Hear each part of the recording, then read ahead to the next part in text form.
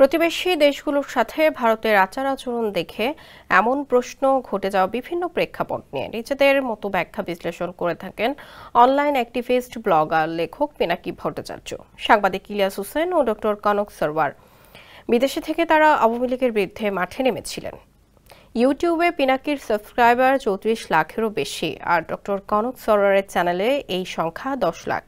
সবচেয়ে বেশি সাবস্ক্রাইবার রয়েছেন সাংবাদিক ইলিয়াস হোসেনের, ৪৪,৭০,০০০।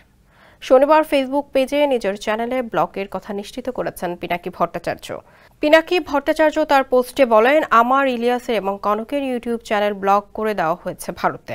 ভারত মাতা তার শত্রুদেরকে চেনে। তিনি প্রশ্ন করেন, বাংলাদেশে কারা পিনাকি, ইলিয়াস আর কনকের শত্রু? তাদের কি এখন চিনতে পারেন?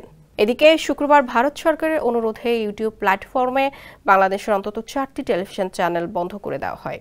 চ্যানেলগুলো হচ্ছে Jamuna TV, ৭১ TV, Bangla vision ও মোহনা টিভি। ভারত থেকে বিবিসির প্রতিনিধি নিশ্চিত করেন যে এই ৪টি চ্যানেল দেখা যাচ্ছে না। বাংলাদেশে অন্য আরও বেশ কিছু চ্যানেল দেখা গেলেও এই ৪টি চ্যানেল দেখা যাচ্ছে না। সেখানে মেসেজ আসছে, সরকারি নির্দেশে জাতীয় নিরাপত্তা ও জনশৃঙ্খলার কারণে এই কন্টেন্ট ভারতে মিলবে না।